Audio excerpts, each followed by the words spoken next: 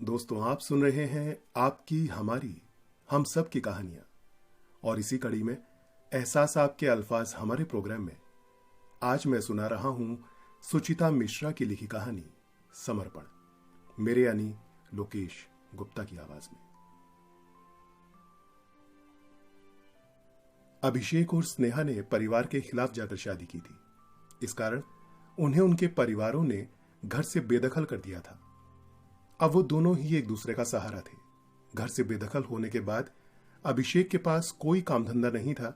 ऐसी कोई संपत्ति भी नहीं थी जिसे बेचकर या गिरवी रखकर वो बैंक से लोन ले सके।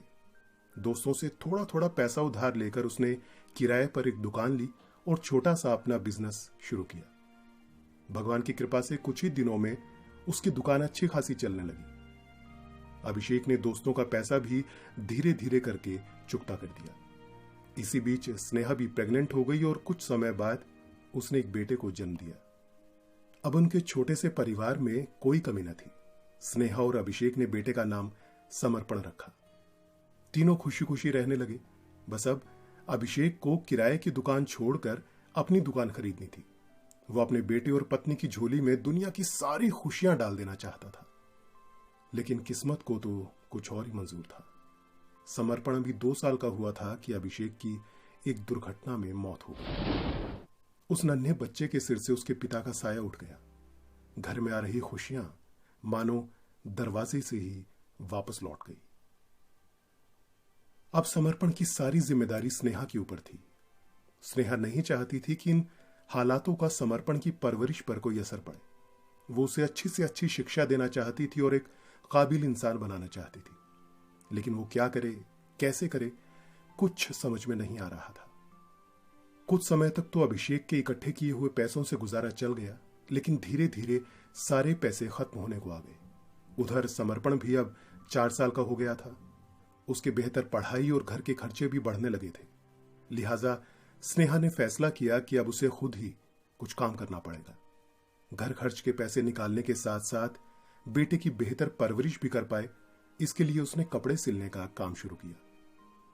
आसपास की महिलाएं उसके पास आने लगी। काम ठीक ठाक चलने लगा।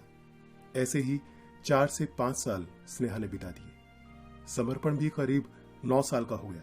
वो जब भी मां को इस तरह उसके लिए काम करते देखता, उसे अच्छा नहीं लगता। इधर लगातार काम करते करते स्नेहा को भी काम करने में दिक्कत आने लगी थी। उसका उठना बैठना भी मुश्किल हो गया था। डॉक्टर को दिखाने पर पता चला कि लगातार बैठने के कारण उसकी रीढ़ की हड्डी में समस्या आ गई है, जिसे ठीक होने में 2 से 3 साल का वक्त लगेगा, वरना ऑपरेशन की नौबत भी आ सकती है। डॉक्टर ने स्नेहा को 2 साल तक कंप्लीट बेड रेस्ट की सलाह दी। स्नेहा बहुत परेशान थी कि वो क्या करे। समर्पण के भविष्य के लिए उसका काम करना बहुत जरूरी था, लेकिन शरीर उसका साथ नहीं दे रहा था। इधर समर्पण भी समय के साथ काफी समझदार हो गया था और मां की भावनाओं को काफी समझने लगा था। उसने अपनी मां को दिलासा दिया कि भगवान हमारे साथ है, कुछ ना कुछ इंतजाम जरूर हो जाएगा। मेरी पढ़ाई भी चलेगी और घर का सारा खर्चा भी। समर्पण को पूरा एहसास था कि इन हालातों में उसकी पढ़ाई हो पाना काफी मुश्किल है, लेकिन बीमारी के समय में वो मां को दुखी नहीं करना चाहता था। स्कूल फीस समय पर जमा नहीं होने पर उसे लगातार चेतावनी मिल रही थी, लेकिन वो मां को कुछ नहीं बताना चाहता था। वो रोज घर से स्कूल बैग लेकर बाहर निकलता और अपने लिए काम की तलाश करता, फिर वापस घर लौट आता। कई दिनों तक काम की तलाश में भटकते हुए उसे एक दिन चाय की दुकान पर काम मिल गया। उसे हर महीने 2000 रुपए देने की बात तय हुई, लेकिन तब तक स्कूल से उसका नाम काट दिया गया था। 9 साल का नन्हा समर्पण अब वक्त और हालातों की पढ़ाई करने लगा था। स्कूल से नाम कटने की बात उसने मां को नहीं बताई, बल्कि ये कहा कि उसे पिछली क्लास में काफी अच्छे मार्क्स मिले थे, इसलिए उसे हर महीने 2000 रुपए वजीफा मिला करेगा। उसकी फीस भी माफ कर दी गई है, लेकिन उसे स्कूल में अब ज्यादा समय तक रुककर पढ़ाई करनी पड़ेगी ताकि आगे भी इसी तरह का प्रदर्शन कर सके। समर्पण की सफलता पर स्नेहा बहुत खुश हुई और रोते हुए उसे गले से लगाकर ढेर सारी दुआएं देने लगी। समर्पण ने मां के आंसू पोंछते हुए कहा, देखा ना मां, मैंने कहा था ना कि सब कुछ ठीक हो जाएगा।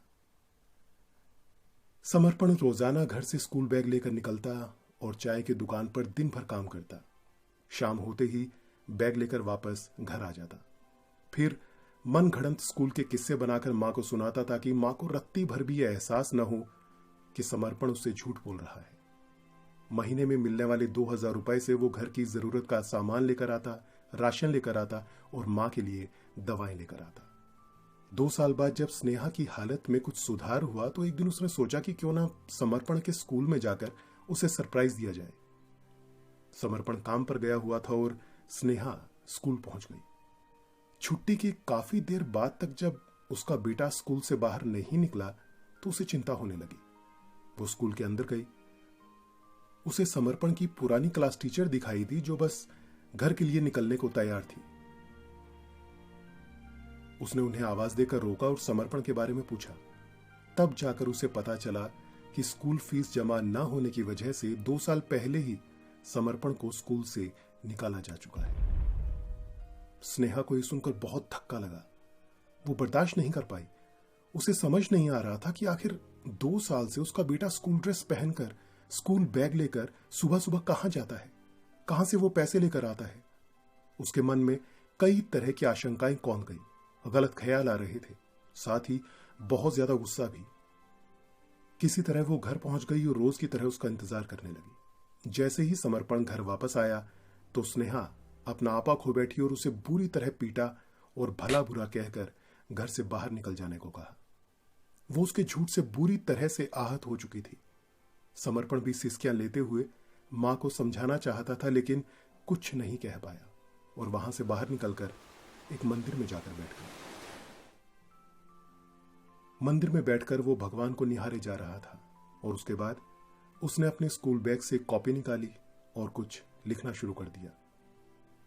इधर रात होने को आई और समर्पण घर वापस नहीं लौटा तो स्नेहा उसको ढूंढने निकल पड़ी।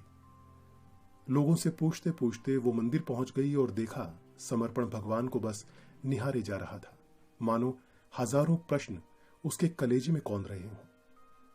स्नेहा ने समर्पण को आवाज दी और उसे अपने साथ घर ले आई। पूरे रास्ते दोनों खामोश रहे।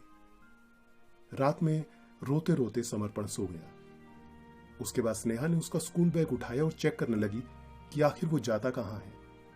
तभी उसे सबसे ऊपर एक नोटबुक मिली जिसके पहले पेज पर ही स्नेहा के नाम कुछ लिखा हुआ था। उस नोटबुक में समर्पण ने लिखा था, मां, तुम मुझे दुनिया के लिए काबिल इंसान बनाना चाहती थी। मैंने बस तुम्हारे सपने को पूरा करने की कोशिश की है मां, क्योंकि पापा के जाने के बाद मेरी दुनिया तो सिर्फ तुम ही हो ना मां, और तुम्हारे लिए मैं एक काबिल बेटा बनना चाहता था।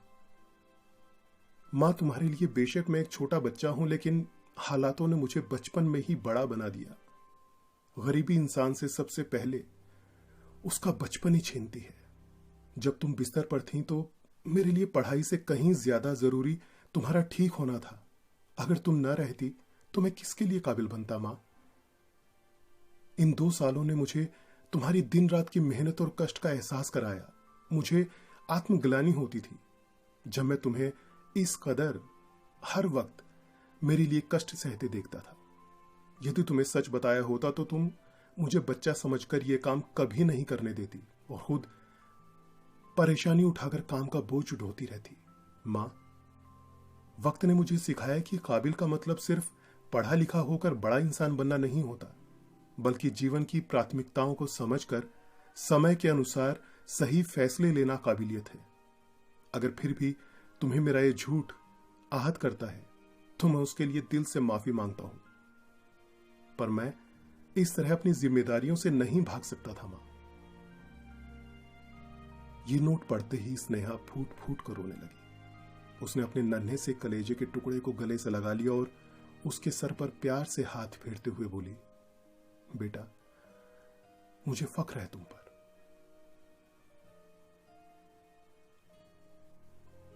दोस्तों, सुचिता मिश्रा की लिखी इस कहानी को आपने सुना लोकेश गुप्ता की आवाज में। यह बात सही है कि वक्त इंसान को उम्र से पहले मैच्योर बना देता है। आपको ये कहानी कितनी पसंद आई, हमें इंतजार रहेगा आपके जवाब का, जिसके लिए सिर्फ आपको कमेंट करना है और बताना है कि इस कहानी को सुनकर क्या कोई किस्सा, क्या कोई वाकया आपके जहन में भी उभरा। हम लगातार कोशिश करते रहते हैं कि इस कार्यक्रम को और भी ज्यादा बेहतर बना पाए। अभी के लिए लोकेश गुप्ता को दीजिए इजाजत।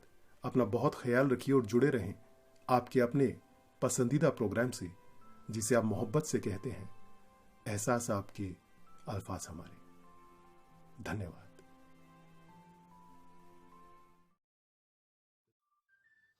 दोस्तों, बिल्कुल फ्री में सब्सक्राइब करें हमारे चैनल एहसास आपके, अल्फाज हमारे को, और साथ ही बेल आइकन को भी जरूर प्रेस करें ताकि आपको सभी नए नोटिफिकेशंस मिलते रहें। Thank you.